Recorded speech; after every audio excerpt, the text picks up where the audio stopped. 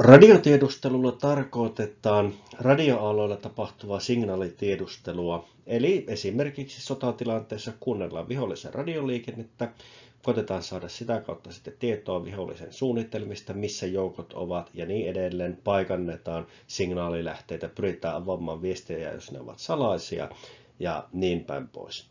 Suomi oli toisessa maailmansodassa radiotiedustelun todellinen suurvalta, huomattavasti kokoaan suurempi tekijä.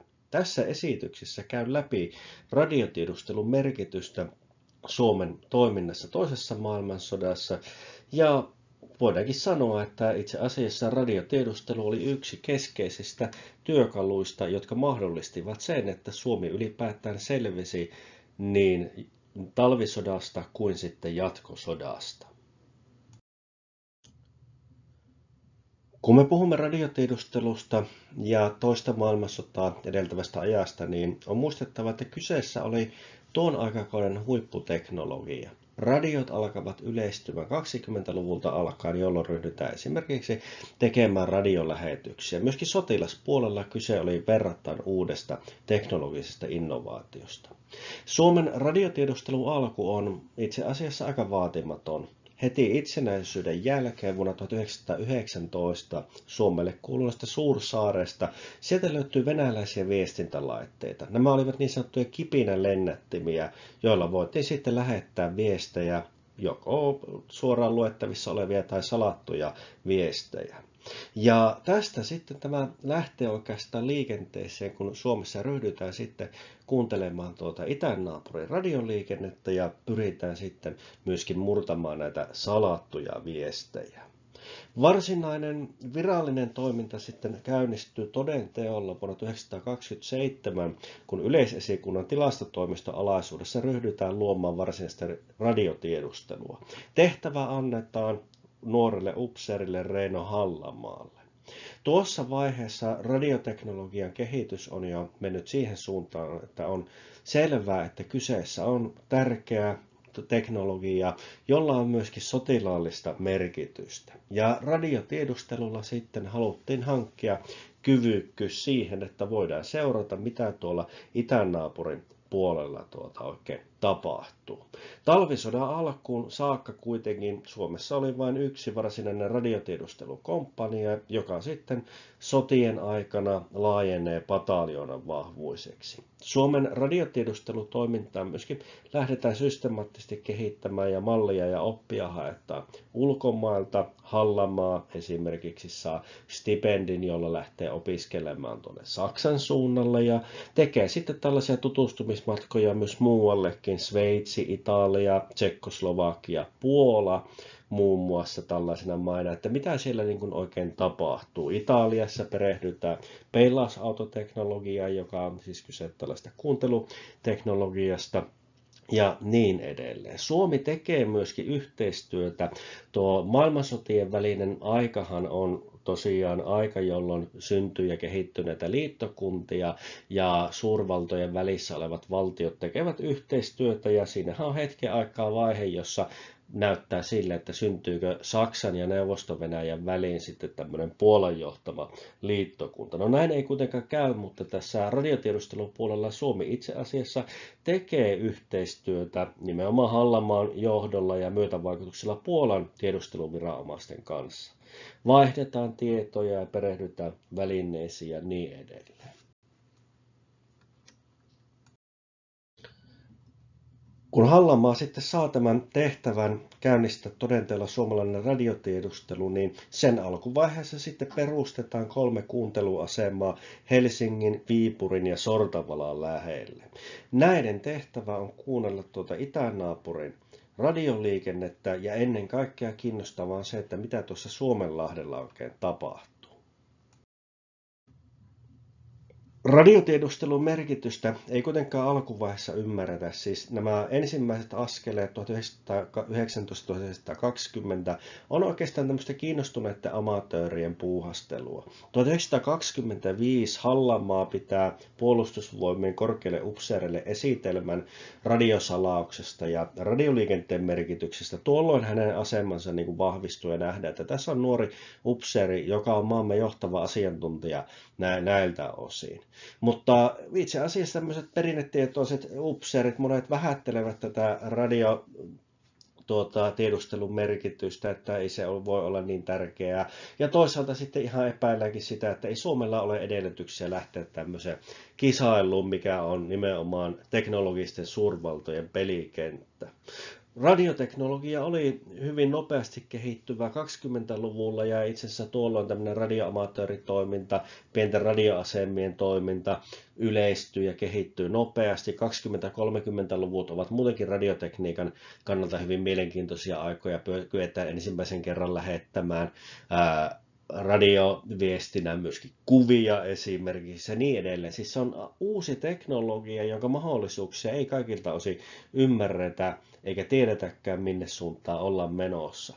Mutta kun sitten tätä radiotiedustelutoimintaa sitten niin kuin kehitetään kuitenkin, niin se lopullinen palikoiden loksahdus kohille on se, että kun radiotiedustelun avulla seurataan sitten venäläisten laivastotoimintaa ja sotaharjoituksia Suomenlahdella, ja sen avulla niin kuin muodostetaan kuva, että mitä siellä niin kuin tapahtuu, mitkä laivat menee, mitkä tekee, ja kun näille saadaan sitten visuaalista vahvistusta sitten, mikä voidaan varmistaa ja huomata, että hetkinen, kyllä radiotiedustelulla saatava tieto on pätevää, niin tämä sitten muuttaa tilannetta.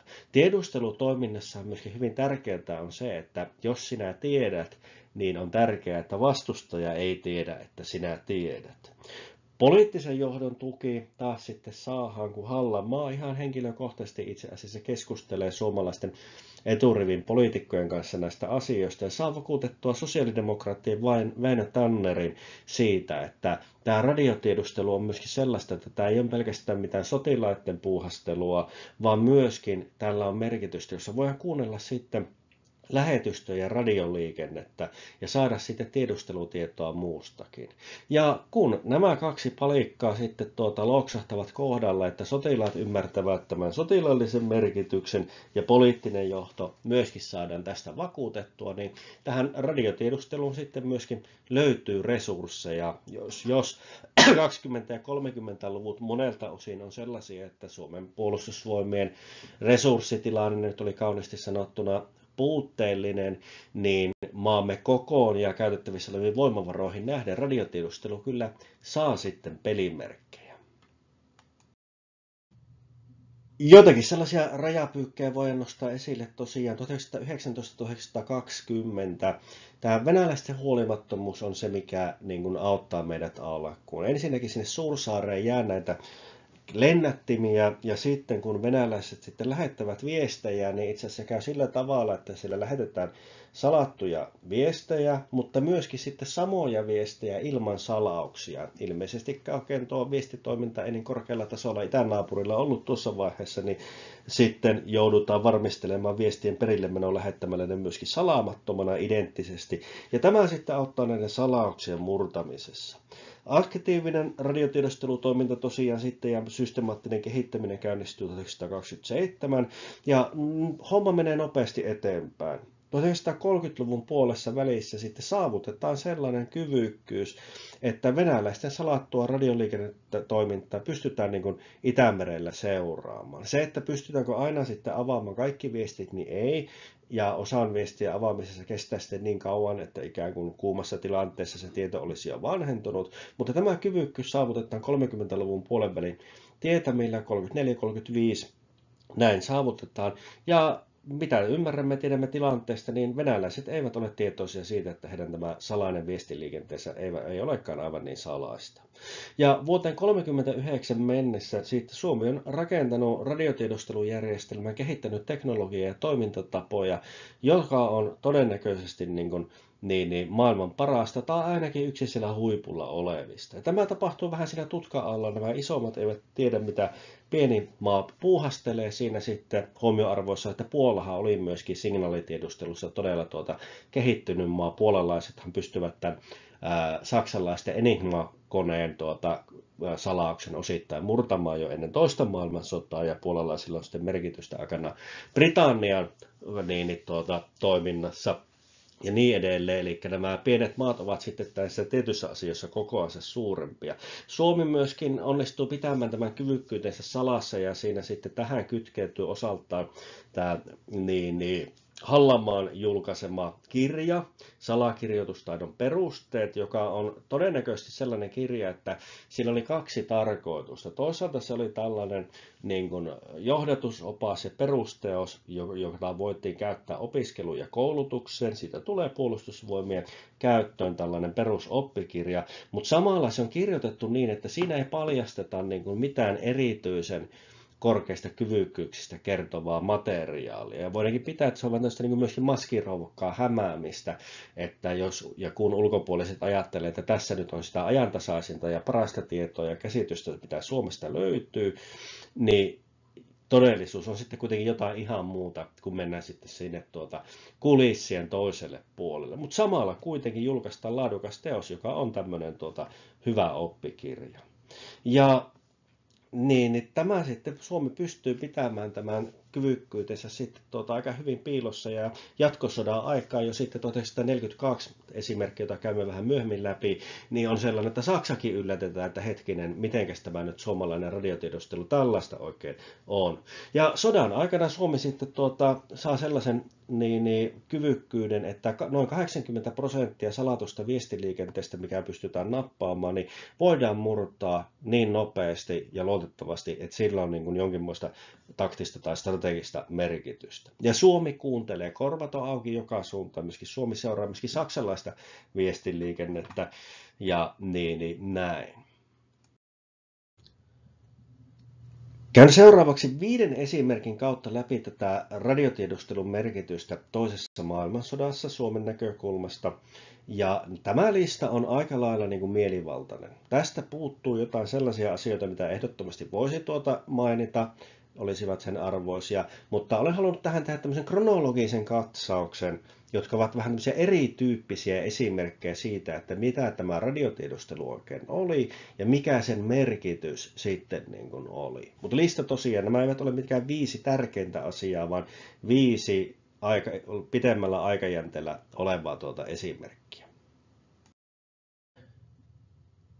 Talvisota alkoi 30. marraskuuta 1939, kun Neuvostoliitto hyökkäsi Suomeen ilman sodanjulistusta. Tuossa vaiheessa jännitteet olivat kasvaneet ja Suomessa oltiin jo aikaa päiviä sitten määrätty nämä ylimääräiset kertausharjoitukset käyntiin ja sodan uhka oli olemassa. 29. päivää ennen sodan alkua Suomen radiotiedustelu sieppasi neuvostoliittolaisen viestin ja pystyi purkamaan salasanoman. Siinä oli Puna-armeijan panssariprikaatille annettu hyökkäyskäsky, jossa määrättiin nämä hyökkäämään Suomen puolelle Rautuun seuraavana päivänä kello 6.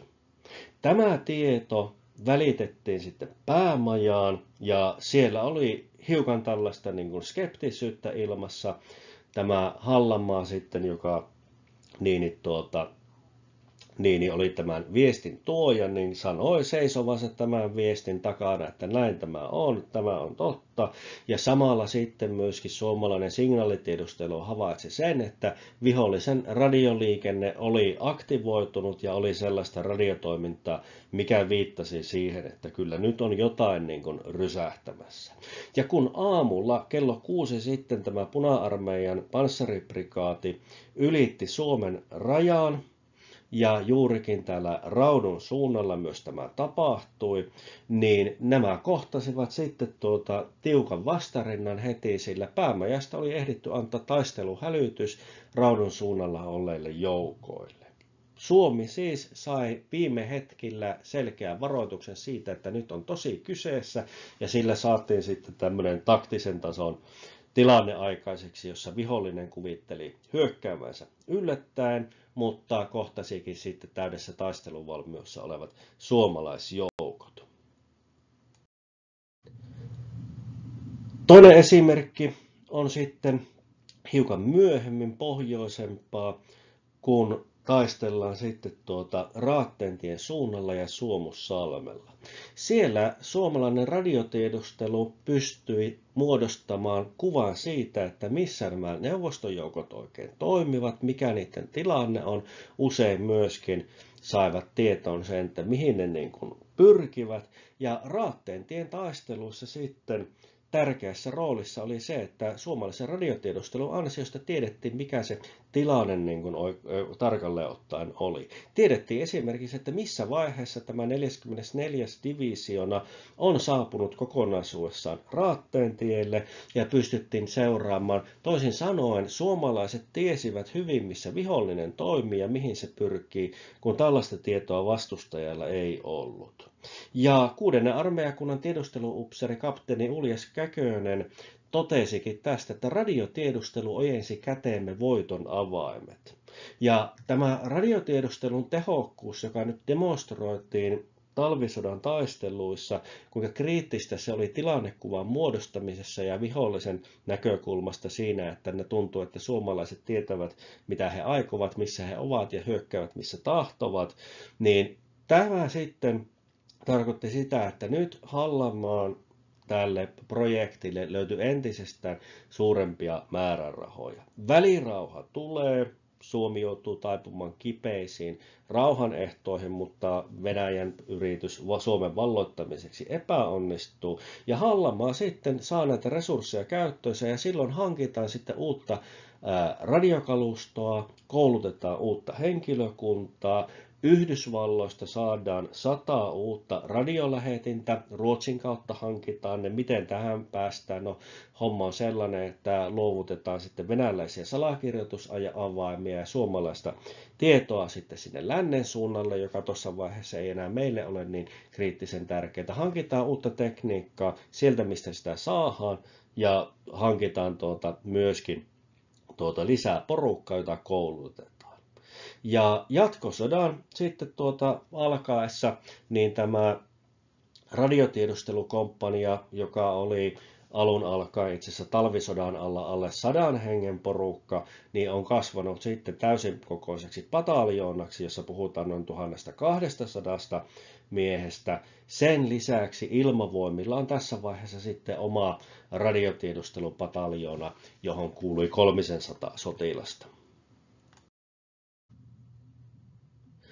Kolmas esimerkki on sitten välirauhan ajalta matkustajakone Kalevan alas ampuminen tuossa Suomenlahdella. Se tapahtuu 14. kesäkuuta 1940. Siihen kytkeytyy vähän epäselvyyksiä, että miksi venäläiset oikein tämän koneen ampuivat alas, ja sodan jälkeen sitä sitten tätä hommasta vaiettiin sitten.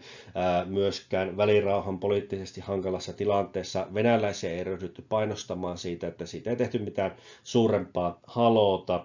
Mutta mikä tilanne kuitenkin oli, niin Suomi kykeni seuraamaan tätä venäläistä radioliikennettä, ja siinä vaiheessa, kun suomalaiset sitten ottivat tämän asian esille Neuvostoliiton suurlähetystön kanssa, niin suomalaiset tiesivät tasan tarkalleen, mitä siellä oli tapahtunut.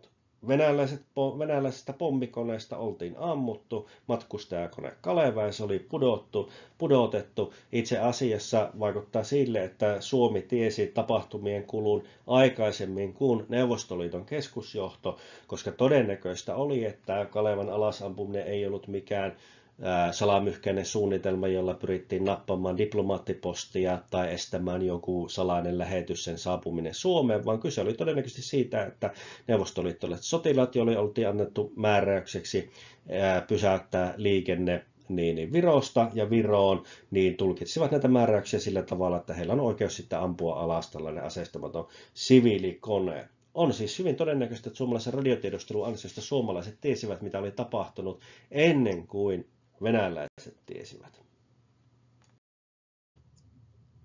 Kolmas esimerkki on sitten syksyltä 1942, ja kun jatkosota on käynnissä.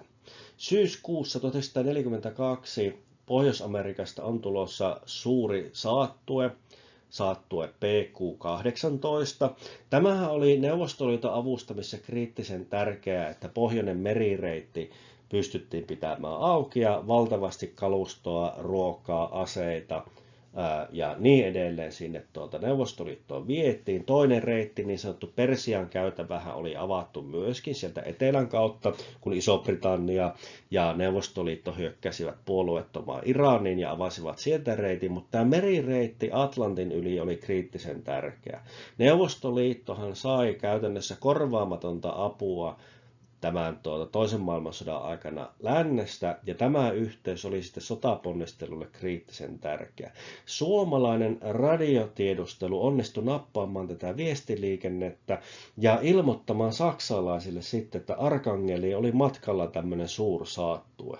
Saksalaiset oli yllättyneitä siitä, että miten ihmeessä suomalaiset on tämän homman pystyneet hanskaamaan, mutta reagoivat sitten siihen. Tämä taistelu, mitä käytiin, niin siinä mielessä se oli Saksan tappio, että laivasto-osasto pääsi kuin pääsikin sinne Arkangeliin, mutta 40 kuljetuslaivasta 13 upotettiin.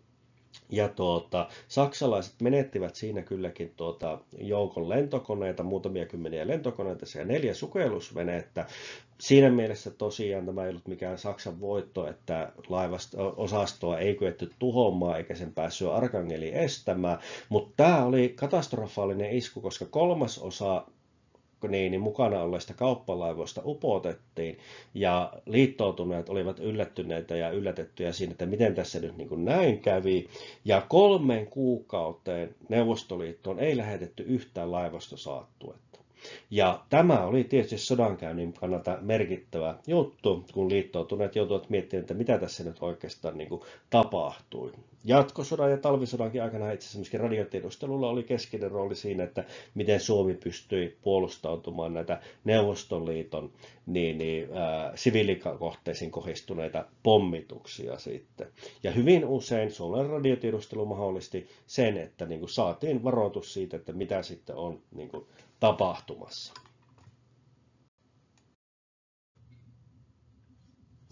PQ-18 tapahtumien myötä sitten saksalaisetkin tajusivat, että miten korkeatasoista tämä suomalainen radiotiedustelu on, ja sillä oli Suomelle suuri merkitys, koska sen jälkeen saatiin sitä saksalaista kalustoa ja rautaa.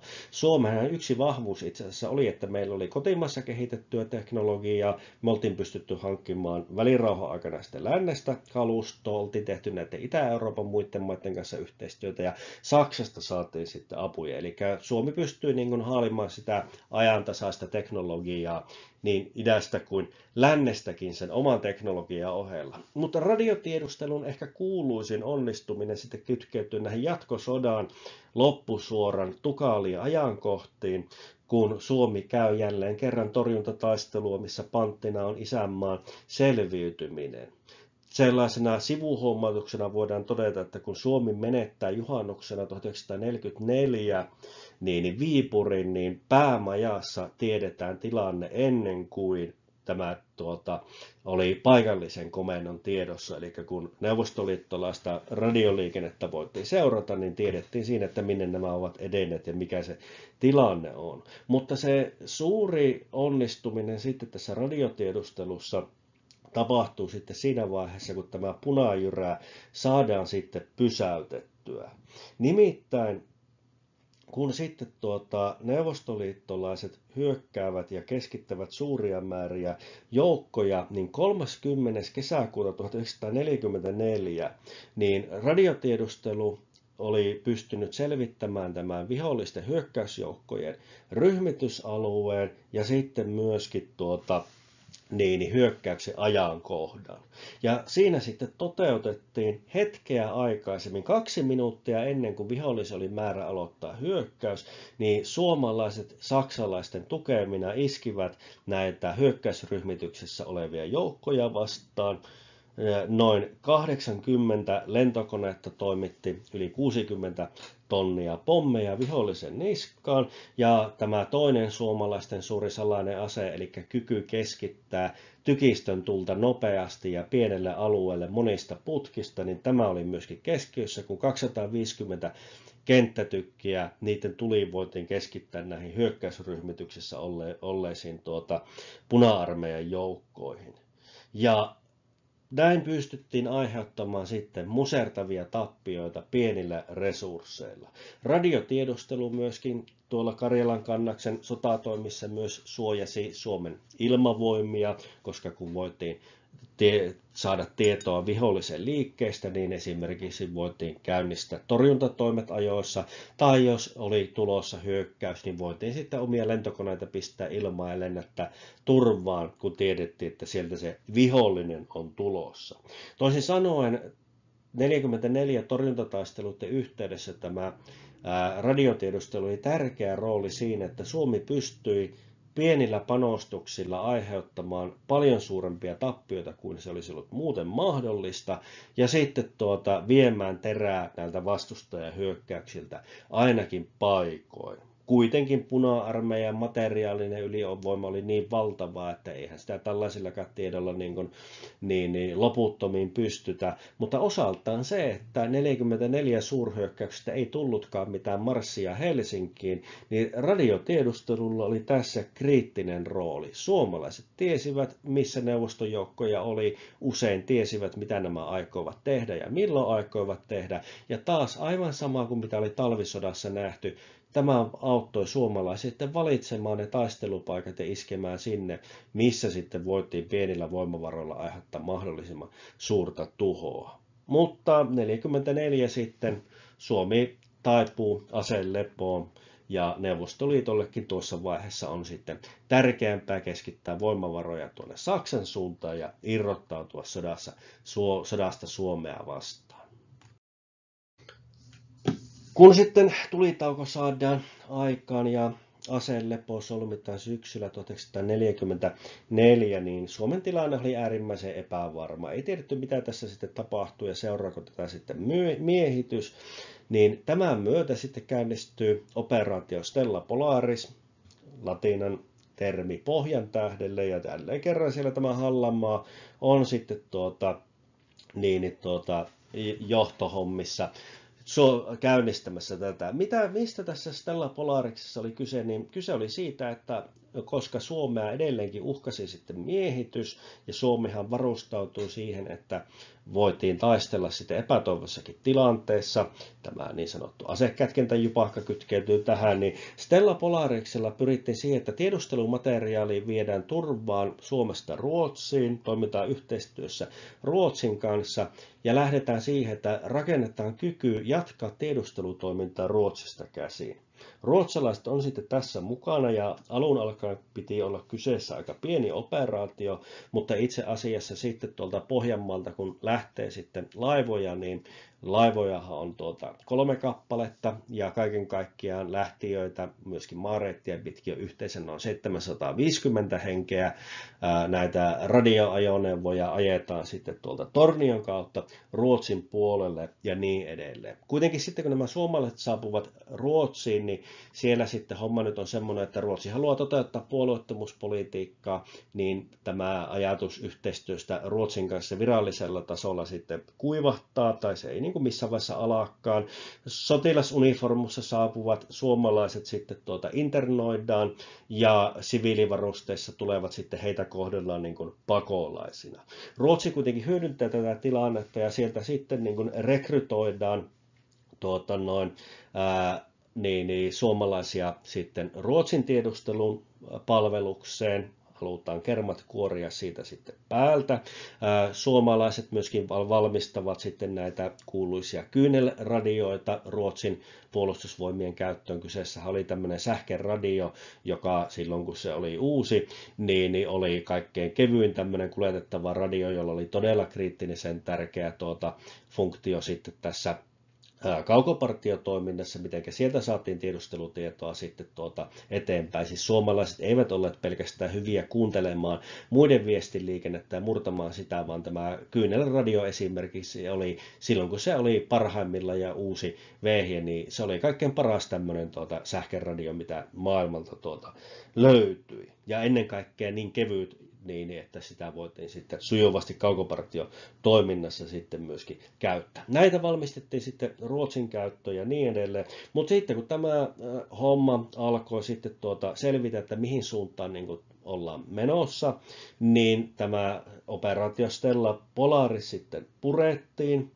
Siitä annettiin puolustusministerin määräys lokakuussa 1944, ja sen jälkeen sieltä sitten sitä porukkaa Suomeen sitten palasikin. Nämä, jotka olivat totelleet käskyjä, alemmat upseerit ja niin edelleen, niin vaikka tuossa vaiheessa sitten, kun asioita ruvettiin sitten jatkosodan jälkeen penkomaan, niin heitä ei sitten mistään rikoksista syytetty. Ruotsi luonnollisestikaan ei sitten näitä siirrettyjä asiakirjoja niin Suomelle sitten tässä tilanteessa luovuttanut, ja kun ei mitään skandaalia haluttu maiden välille, niin siitä sitten muodollisesti sovittiin, että nämä materiaalit sitten länsinaapurille luovutetaan. Näillä muuten ruotsalaiset sitten kävi aika laajastikin kauppaa sitten ja luovuttivat taas sitten materiaaleja tuonne lännen suuntaan, koska suomalaiset tiedot olivat hyvinkin arvokasta sitten tuossa vaiheessa sitten myöskin muille. Tämä johtoportaan osalta taas tilanne sitten oli niin kuin monen muunkin, että Suomen asemahan oli hyvin epävarma, ja sitten kun alettiin pelätä vaaran vuosina tätä punaisten vallankaappausta Neuvostoliiton tuella, niin tällaisessa tilanteessahan monet sitten myöskin meidän tiedusteluväestämme löysivät sitten hommia tuolta lännempää. Hallamaa, joka oli ollut avainroolissa Suomen radiotiedustelun rakentamisessa ja loppusuoralla sitten käynnistämässä ja johtamassa operaatio Stella Polarista, niin hän jätti sitten Suomen pysyvästi vuonna 1945 vaaranvuosien aikaan ja siirtyi Ranskan tiedustelun palvelukseen. Mutta siellä hän ei kauaa sitten loppujen lopuksi viihtynyt, ja 1947 hän siirtyi sitten Espanjaan ja teki jotain hieman yllättävänkin oloista. Hänestä tuli siellä neilikanviljelijä. Hän vaihtoi sitten nimensä Ricardo Palmaksi ja kuoli Malagan lähettyvillä vuonna 1979, ja sinne hänet on myöskin haudattu. Kiitoksia mielenkiinnosta. Tässä sitten lopussa muutamia videoita, jotka liittyvät näihin toisen maailmansodan tapahtumiin ja hiukan edeltäviinkin asioihin, mitkä sitten ovat sodan kulkuun vaikuttaneet. Kiitos.